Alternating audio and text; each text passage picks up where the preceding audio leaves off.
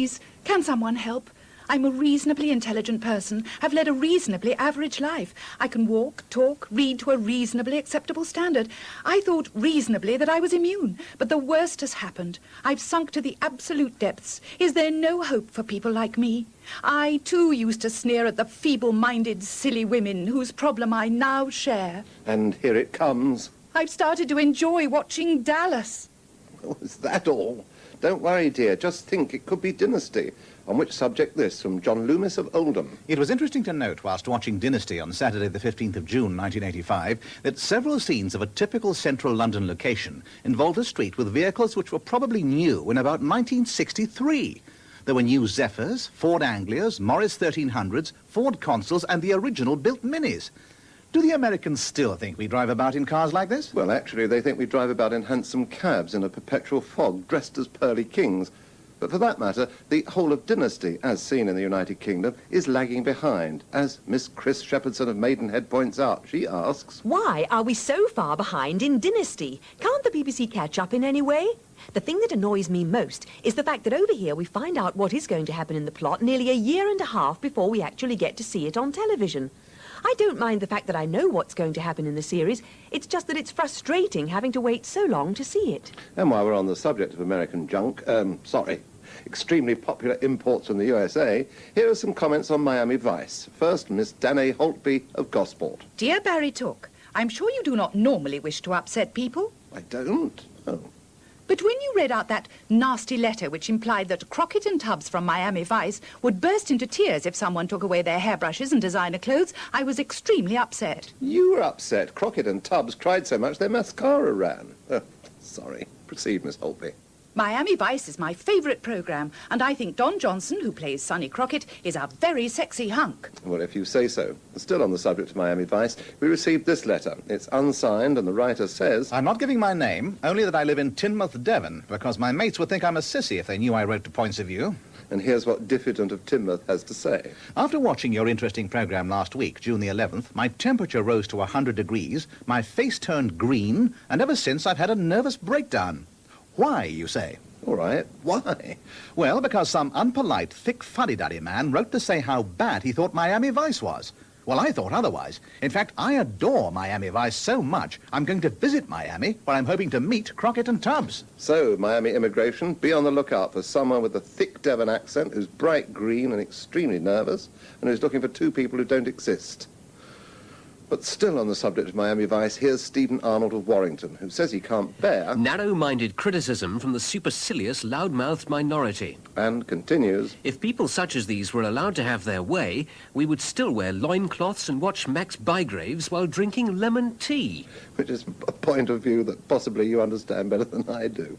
Incidentally, let's go back to Danae Holtby of Gosport's letter for a moment. You remember she wrote... Miami Vice is my favourite programme. Well, the spelling of programme, A-M-M-E, as programme, A-M, irritates a number of viewers, many of whom, like Mrs. C. Kisby of Manchester, write to me. After watching your programme, as in television, I was disgusted to see the number of times the word is now spelt programme, as in computer.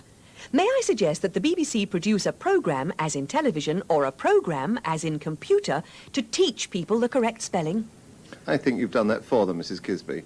No spelling mistakes in this letter from Jenny Bardwell of Norwich. During last week, one morning on Play School, Jane Hardy and Brian Jameson were seen playing a most unusual game. Basically, it consisted of donning pink shorts, large leather gloves, frogman's flippers and dealy boppers, and consuming Smarties. Are you sure it was Play School? Sounds more like something out of Miami Vice, but perhaps not. I was sure it would rate as a highlight to be shown again on Sunday morning, but alas, this was not so. Needless to say, Adam and Emily were very disappointed. But it was even worse for my husband, who had been eagerly anticipating this rare treat. So please, could we see it again? We certainly found this game a Play School highlight, even if the programme's editor didn't. And see this apparition again we shall, if only to find out what on earth dealy poppers are.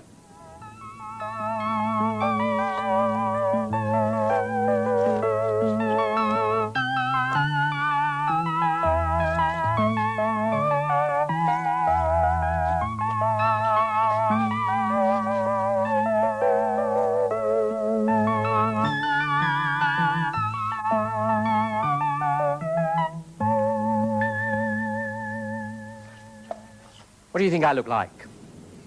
Answers, please, on a postcard, but not to us. Play school, still going strong. Now, I never really enjoy letters that are just abusive, but sometimes it's hard to avoid them. I'm not here to censor you, even if I may not agree with you. And with that in mind, here are some comments on the recently repeated Marty Kane series, Hillary.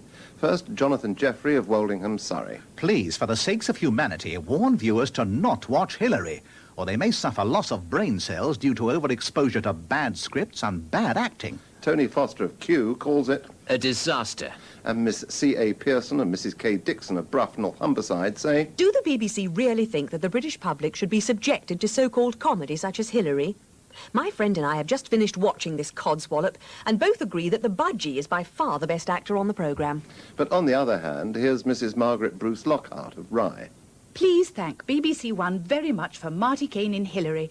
I happened on it by chance, not bothering, being disabled, to switch off after Wogan, to whom I'm addicted. Hillary is a delight. And now forward Carrie Clifton of London North West 1. My dear Mr. Tooke, Yes. regarding Rachel and the Rorettes, a musical, BBC2, 10:10 p.m. Thursday, June the 12th. One song contained a two-line lyric, "What am I doing? What am I seeing?" The same thought had just occurred to me. What a load of codswallop.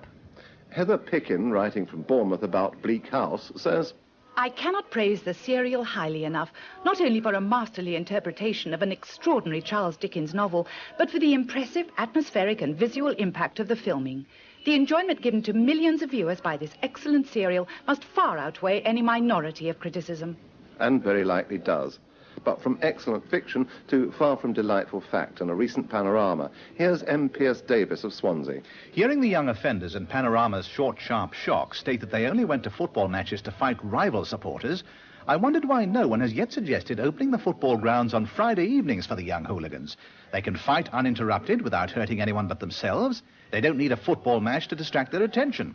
On Saturdays, the pitch can be reserved for the football match proper and for the real supporters to enjoy the game in peace.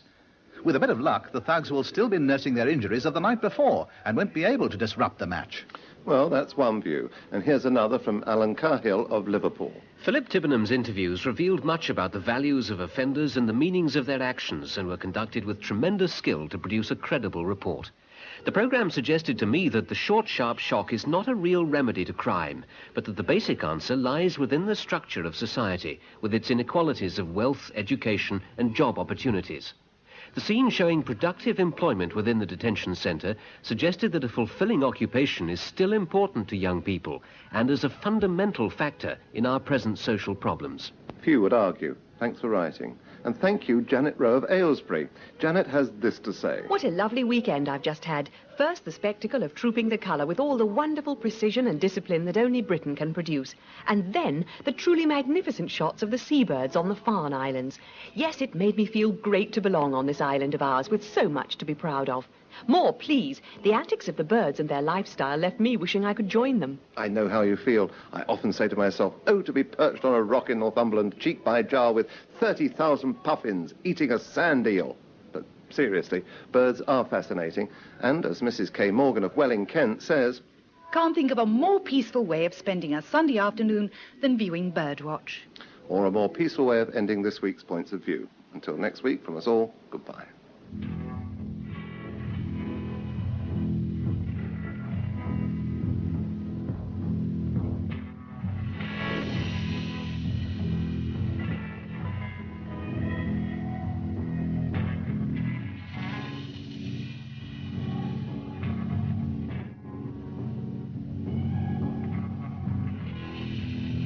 If you have any comments on BBC television programmes, please write to Points of View, BBC Television, London W12 8QT.